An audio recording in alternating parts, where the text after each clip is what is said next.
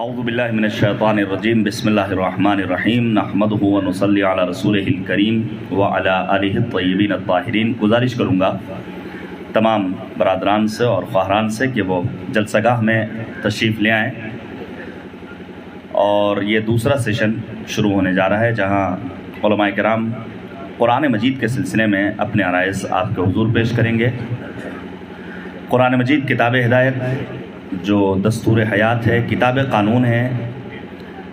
قرآن مجید کی ہدایت کے سلسلے میں پروردگار عالم نے کہیں ارشاد فرمایا ہدی للمتقین، قرآن ہدایت ہے صاحبان تقوی کے لیے۔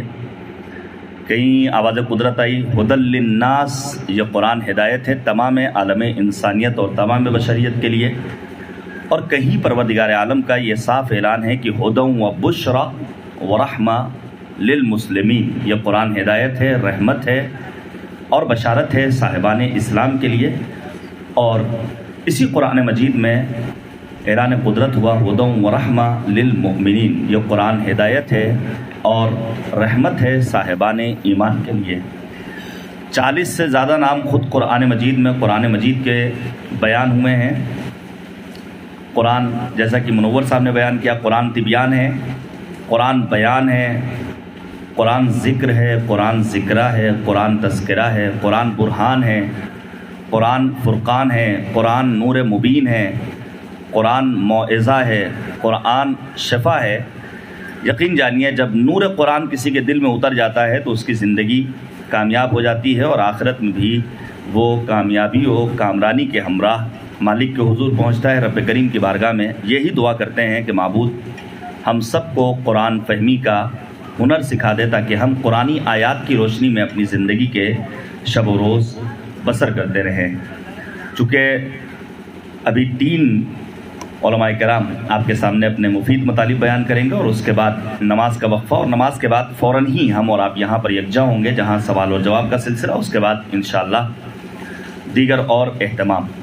گزارش کروں گا جناب حجت الاسلام والمسلمین مولانا سید نظر عباس صاحب قبلہ سے کہ تشریف لائیں اور اپنے بیانات سے ہم سب کو نوازیں۔ آپ حضرات نعرہ صلوات سے استقبال کریں، پر محمد و آل محمد صلوات۔ اعوذ باللہ من الشیطان اللعین الرجیم، بسم اللہ الرحمن الرحیم، الحمد للہ الذی ہدانا والصلاة والسلام علی نبینا و مولانا ابی القاسم مصطفیٰ محمد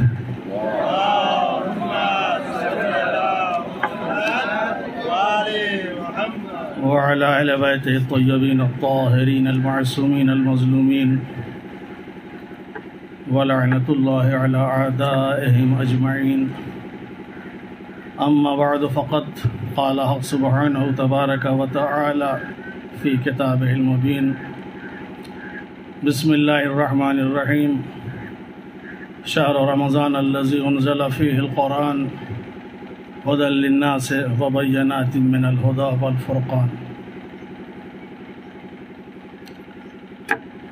بزرگان کی اجازت سے چند جملے آپ حضرات کی خدمت میں عرض کرنا ہے۔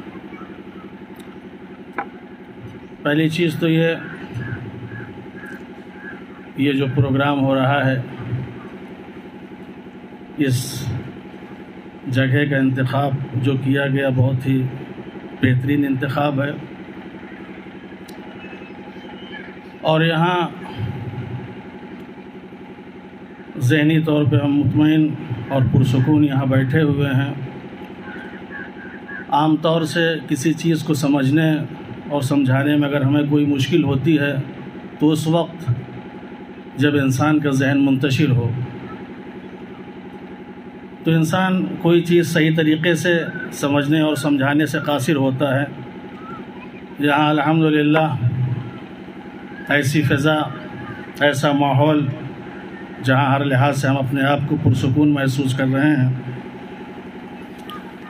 اور یہ بہار کا موسم جہاں چاروں طرف ہریالی اور ایسی فضا میں ہم ہیں۔ لیکن جس طریقے سے اس وقت ہم ایک بہار کے موسم میں ہیں، اسی طریقے سے قرآن مجید کی بھی بہار آنے والی ہے، اور وہ ماہ رمضان جس کے لیے امام باقر علیہ السلام نے فرمایا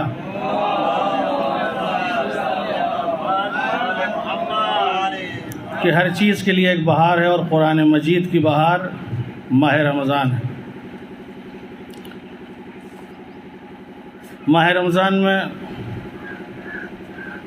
قرآن مجید کی جس قدر تلاوت ہوتی ہے اور جس طریقے سے پڑھا جاتا ہے اور سمجھا جاتا ہے، شاید عام مہینوں میں نہیں سمجھا جاتا، اور نہ عام مہینوں میں اتنی تلاوت ہوتی ہے۔ اس کی وجہ یہ ہے کہ چونکہ قرآن مجید کتاب ہدایت ہے، اور ہدایت کے لیے تزکیہ نفس کی ضرورت ہوتی ہے، طہارت کی ضرورت ہوتی ہے۔ جب انسان کا نفس پاک ہوتا ہے، طیب و طاہر ہوتا ہے، اور انسان ہر لحاظ سے آمادہ ہوتا ہے، تو اس وقت جب یہ انسان قرآن مجید کی تلاوت کرتا ہے تو یہ قرآن مجید اس کے دل میں اثر کرتا ہے، اور اس کے اندر یہ اپنا گھر بنا لیتا ہے۔ تو اس لحاظ سے یہ بہت اچھا موقع ہے، لیکن یہ جو موقع آ رہا ہے، اس موقع سے صرف ہم اس حد تک فائدہ نہ اٹھائیں جیسا کہ آج تک ہم کرتے چلے آ رہے ہیں، اور ابھی مولانا منور صاحب نے اس بات کی طرف اشارہ کیا کہ اگر بہت ہم کرتے ہیں تو صرف عبارت پڑھنے کے اوپر ہم زور دیتے ہیں، اور ہماری پوری کوشش یہی ہوتی ہے کہ جتنی جلدی ہو سکے ہم ماہ رمضان میں قرآن مجید کو ختم کریں۔ یہ ایک تصور اور یہ ایک چیز ہمارے ذہنوں میں ڈالی گئی ہے، اور آج بھی یہ سوالات ہم سے کیے جاتے ہیں کہ اگر ماہ رمضان میں ہم نے قرآن شروع کیا اور اس میں نہ ختم کیا تو پھر اس کا گناہ ہوگا، اور اس کا کیا عذاب ہوگا، اس طرح کے سوالات کیے جاتے ہیں۔ یہ صرف قرآن سے دور کرنے کے لیے، یہ قرآن سے ہمیں محروم کرنے کے لیے اس طرح کی چیزیں ہمارے ذہنوں میں ڈالی جاتی ہیں، اور آج ہم اسی کے اوپر عمل پیرا ہیں، اور ہم اتنی تیزی دکھاتے ہیں قرآن مجید پڑھنے میں کہ ہم کسی ایک آیت کے اوپر بھی غور نہیں کر پاتے، اور پورا قرآن مجید ختم کرنے کے چکر میں رہتے ہیں۔ ظاہر ہے نہ یہ ہماری زبان ہے، نہ یہ ہمارے بس کی ہے کہ ہم اس کو آسانی سے سمجھ لیں گے۔ اس کے لیے تو انسان کو غور کرنا چاہیے، فکر کرنا چاہیے۔ صرف ہم عبارت کی حد تک محدود نہ رہ جائیں، بلکہ ہم اس سے آگے بڑھیں۔ اس لیے یہ عبارت پڑھنا، یہ عبارت سے کام لینا، یہ عوام کا کام ہے، جیسا کہ امام صادق علیہ السلام نے فرمایا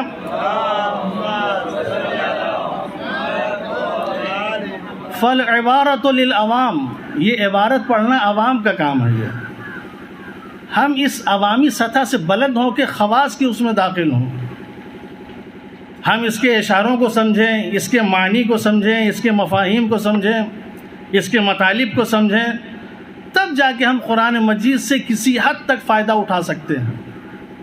فالعبارۃ للعوام، یہ عوام کے لیے ہے، والاشارۃ للخواص، اشارے، کنائے، یہ جتنی چیزیں ہیں یہ سب خواص۔ ہم کب تک عوامی زندگی گزاریں گے؟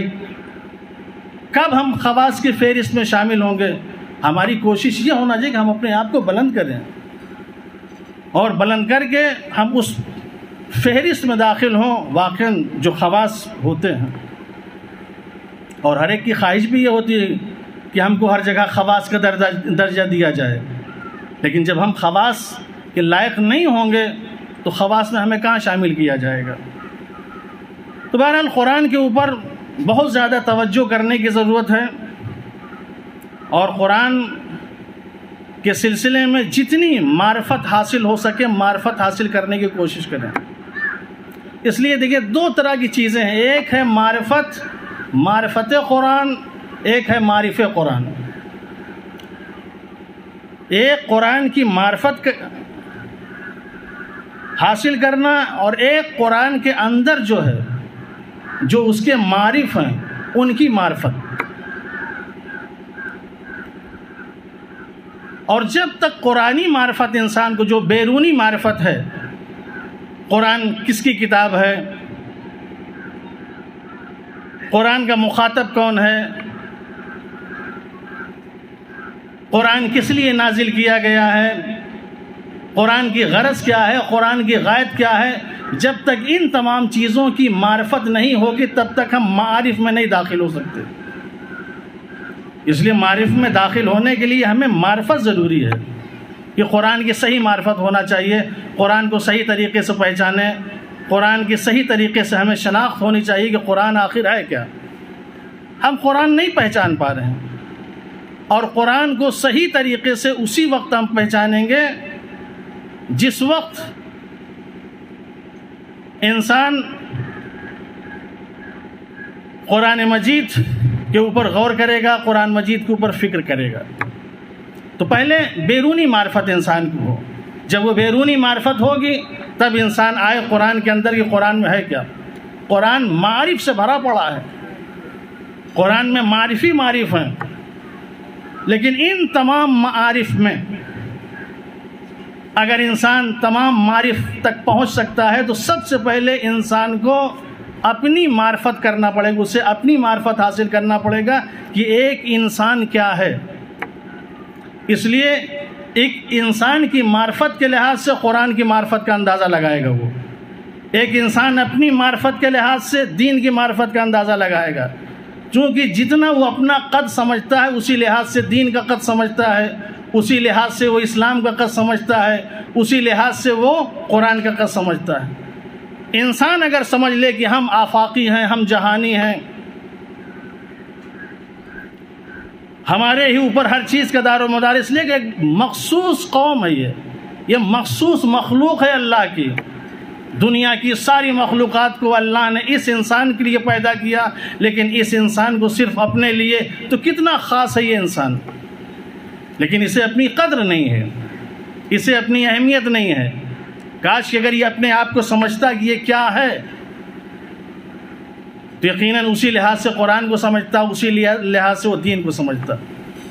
جن لوگوں نے اپنی شناخت نہیں کی، اپنے آپ کو نہیں پہچانا، اسی لحاظ سے انہی نے قرآن کو بھی پہچانا، جیسے اپنی ذات کو پہچانا اسی لحاظ سے قرآن کو۔ ہم نے اپنی ذات کو بہت مختصر طریقے سے پہچانا تو ہم نے قرآن کو بھی اسی طریقے سے پہچانا، لہٰذا گنے چنے ہمارے پاس سورے ہیں، ہم نے 5 سورہ وہ اپنی شناخت کا ذریعہ بنا لیا کہ ہاں بس یہی ہے، اسی کو پڑھنا ہے۔ وظائف الابرار میں جتنے سورے لکھے ہوئے ہیں بس اسی پر ہم نے اکتفا کر لیا، اس لیے کہ ہمیں اپنی شناخت نہیں کہ ہم کیا ہیں، کہ ہمیں اس سے باہر آنا چاہیے کہ نہیں آنا چاہیے۔ ہم نے جس اعتبار سے اپنے آپ کو پہچانا اسی لحاظ سے ہم نے دین کو پہچانا، لہٰذا آج دین، جن لوگوں نے صحیح طریقے سے اپنے آپ کو نہیں پہچانا، آج ان کا دین صرف تحفۃ العوام کی حد تک ہے، بس ہمارا دین یہیں تک ہے، اس سے آگے نہیں ہے۔ ہمیں کسی معرف میں نہیں جانا ہے، ہمیں کسی اور چیز کی معلومات نہیں کرنا ہے، ہمیں کچھ اور نہیں کرنا ہے۔ لہٰذا انسان کو چاہیے کہ اپنی صحیح طریقے سے اگر معرفت وہ حاصل کر لے، اسی لحاظ سے وہ قرآن کی معرفت پیدا کرے گا، اسی لحاظ سے وہ معرف کی طرف آگے بڑھے گا، اسی لحاظ سے وہ دین اور اسلام کو طے کرے گا کہ واقعاً ہمارے لیے دین کیا ہونا چاہیے، اسلام کیا ہونا چاہیے۔ آج دین بھی ہمارے لیے بہت محدود ہے، چند نمازیں پڑھ لیتے ہیں، سمجھ لیتے ہیں کہ ہمارے لیے بس یہی دین ہے، چند نظر و نیاز کر لیے، سمجھ لیا کہ ہمارے لیے بس یہی دین ہے۔ ہم آگے نہیں بڑھ رہے ہیں، کیوں آگے بڑھ رہے ہیں؟ نہیں بڑھ رہے ہیں اس لیے ہم نے اپنی شناخت نہیں کی، ہم نے اپنے آپ کو پہچانا نہیں کہ ہم کیا ہیں۔ اگر پہچان لیا ہوتا، اگر ہمیں اپنی شناخت ہو گئی ہوتی، یقیناً آج ہم کہاں ہوتے۔ تو یہ قرآن، یہ انسان، اس کو قرآن کے لحاظ سے ہونا چاہیے، اور چونکہ قرآن انسان کے لیے نازل کیا گیا ہے، اس قرآن کا مخاطب انسان ہے، اللہ نے اس انسان کو کہا کہ ہم یہ تمہارے لیے نازل کر رہے ہیں۔ لہٰذا دیکھیں قرآن کیسا ہے، انسان اس کے برابر ہے، ایک دنیاوی انسان ہے، ایک الہی انسان۔ ہم کو صرف دنیاوی انسان نہیں، الہی انسان بننا چاہیے۔ وہ انسان جیسا کہ معصوم علیہ السلام نے فرمایا ہے کہ اگر کوئی میری حدیث ایسی ہے جو قرآن کے خلاف ہو تو اسے پتھر پہ مار دو، اس لیے کہ ہماری نہیں ہو سکتی۔ واقعاً اگر کوئی ایسا انسان ہے جو قرآن سے ہٹ کے ہے تو ایسے انسان کو واقعاً الہی انسان یا قرآنی انسان کہنا مشکل ہے۔ لہذا معرفت ہونی چاہیے انسان کو۔ جب یہ انسان معرفت، اپنی معرفت حاصل کرنے کے لیے آگے بڑھے گا، جب اپنا مطالعہ کرنا شروع کرے گا تو اپنے مطالعے کے ساتھ ساتھ ایک ایسی حقیقت پر پہنچے گا، ایک ایسی حقیقت پر پہنچے گا جس کی شناخت اور جس کی پہچان ہم سب کے لیے واجب ہے۔ وہ ہے شناخت خدا، وہ ہے خود شناسی سے انسان خدا شناسی تک پہنچے۔ من عرف نفسه فقد عرف ربہ۔ انسان جب اپنا مطالعہ کرے گا کہ میں کیا ہوں، جسمانی مطالعے سے لے کے روحانی مطالعے سے لے کے جب یہ انسان آگے بڑھتا چلا جائے گا تو ایک ایک چیز بھی وہ خدا کی طرف آگے بڑھتا جائے گا۔ یہ اس نے جو ہمیں وجود عطا کیا کہ واقعی یہ وجود کیسا ہے، یہ ہاتھ، یہ پیر، یہ آنکھ، یہ کان، یہ ناک، دیکھیں ایک ایک چیز خداوند عالم نے کیسا بنایا ہے۔ یہ کب ہوگا؟ جب انسان اپنی شناخت کے لیے آگے بڑھے گا، جب یہ اپنا مطالعہ کرے گا، جب یہ اپنے آپ کو پڑھے گا۔ اللہ نے پوری کائنات، پوری دنیا اس انسان کے اندر سمیٹ کے رکھ دی ہے۔ جیسا کہ معصوم نے فرمایا اتزم انک جرم صغیر، کیا تم سمجھتے ہو کہ تم کوئی معمولی سی چیز ہو؟ نہ، فانت العالم الاکبر، تمہارے اندر یہ عالم اکبر پوشیدہ ہے۔ اپنے بارے میں شناخت کرو، دیکھو کہاں سے کہاں پہنچ جاؤ گے۔ تو لہٰذا یہ جو معرف قرآن کے لیے ہم یہاں بیٹھے ہوئے ہیں اور معرف قرآن کے لیے گفتگو ہو رہی ہے، ہمیں چاہیے کہ سب سے پہلے ہم اپنی شناخت کریں۔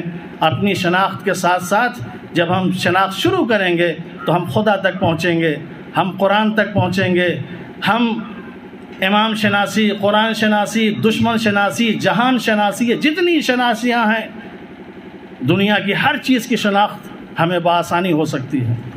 لہٰذا ایسے جلسے میں اور ایسے مقام پر جہاں ہم لوگ جمع ہیں، ان تمام چیزوں کی طرف آگے بڑھنے کی کوشش کریں تاکہ قرآن کی معرفت کے ساتھ ساتھ معرف قرآنی بھی ہمارے اندر پیدا ہو۔ والسلام علیکم ورحمۃ اللہ وبرکاتہ۔